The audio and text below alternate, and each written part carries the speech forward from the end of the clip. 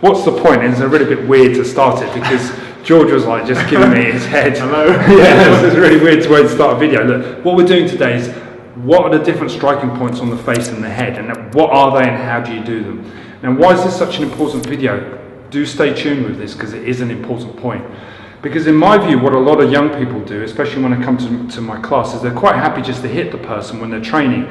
But when I look at a human head, I look at all the different striking points, all the different opportunities to strike the head. And those different opportunities give me different weapons. So, and I guess what the point I'm trying to say is, I don't look at a head and see a jaw and think I'm just going to hit the jaw, or just see a head and think I'm just going to hit the head. I actually dissect the anatomy of the skull and this and decide what I'm going to strike. And let me explain exactly what I mean. So if I look at George's head, okay, and I mentioned this on a previous video already, I can punch up into the cheekbone. That's one way, by angling my fist. We did a video on a fist fits, and we're not too sure whether it was the right title, fist fits, because it was going the wrong way.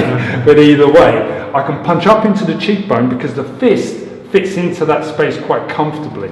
I can punch into the jaw, across the jaw, ideally. If I was using a vertical fist, I don't really want to punch up into the point and the tip on the hinge of the jaw, because if you think about it, there's a good chance and there's a risk that the knuckles are going to be caught between, okay, or the chin's going to catch between the knuckles. So it's just something I don't want, okay?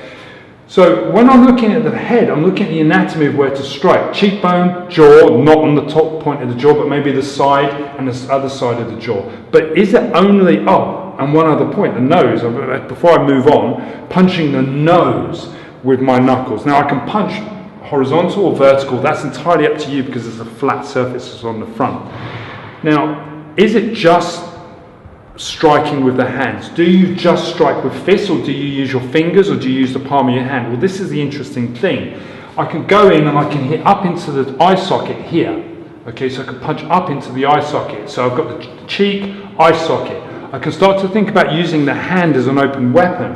So when I'm striking with the hand, I use the hand, but look where the thumb rides. The thumb covers the eye. So you essentially go bang, you hit with an open hand, and the thumb you leave out. So it's pressing, it's carrying, it's covering the eye, but it's generally going in towards that region of the face.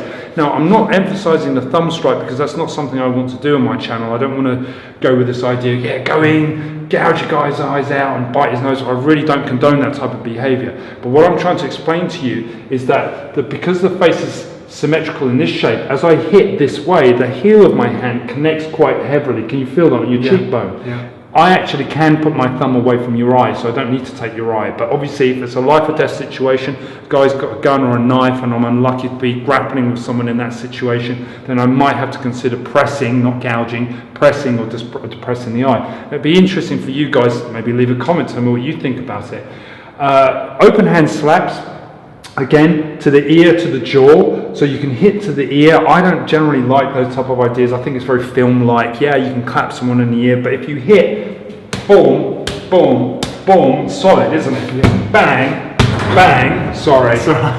With the heel of the hand, the bone of the hand, okay, you hit crack onto the side of the jaw, you can dislocate and unhinge the jaw. So you've got the jaw as a striking area, cheekbone as a striking area. You generally don't punch the mouth. If you punch the mouth, what actually happens is you run the risk of getting teeth stuck in your knuckles. I've got a few scars actually, just to tell you it's not a good thing to do. A colleague of mine about 15 years ago ended up getting an infection in his hand, nearly had to have his hand amputated because he punched someone in the mouth, and someone who was trying to break into someone else's house actually. And the guy was a drug addict, so he had all sorts of nasty diseases and ended up nearly losing his arm as a result of that. So generally when we teach, we say to people, don't punch in the mouth or near the mouth, okay, because obviously the risk of disease. So side, nose, eyes, as I've said, I think I've covered all of it. You can hit with the heel of the hand, so you can hit with the edge of the hand into the neck. You can use that as well into the face. So you've got open hand strikes, you've got punches. Hopefully that's sort of giving you an idea of the anatomy of the head, how to strike the head, how to break it down. Thanks for watching.